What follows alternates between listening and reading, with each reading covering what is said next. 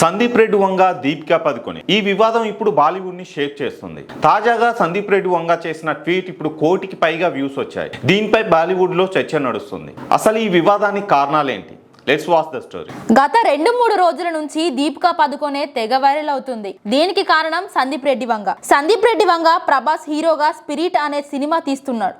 ఇందులో హీరోయిన్ గా తొలుత దీపికా పదుకొనెను అనుకొని చివరి నిమిషంలో తృప్తి డిమ్రీని తీసుకున్నారనే టాక్ నడుస్తుంది. అయితే తన సినిమా స్టోరీని లీక్ చేస్తుందని సందీప్ ఓ ట్వీట్ చేశాడు. డర్టీ పిఆర్ గేమ్స్ అని రెచ్చిపోయాడు.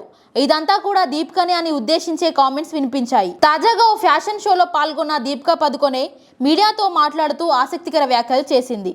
జీవితంలో బ్యాలెన్స్డ్గా ఉండాలంటే నిజాయితీ ముఖ్యం. నేను దానికే ప్రాధాన్యం ఇస్తాను.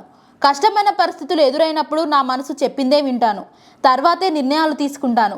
ఎలాంటి పరిస్థితులైనా ఎదుర్కొంటాను అని చెప్పుకొచ్చింది. అయితే దీపిక పరోక్షంగా సందీప్ రెడ్డి వంగకు కౌంటర్ ఇచ్చేలా మాట్లాడిందని కొంతమంది నెటిజన్లు అభిప్రాయపడుతున్నారు. సరే, ఈ విషయాలన్నీ పక్కన పెడితే సందీప్ రెడ్డి వంగ ప్రస్తుతం స్పిరిట్ మూవీలో బిజీగా ఉన్నాడు. మరోవైపు దీపిక కల్కి 2 కోసం సిద్ధమవుతుంది.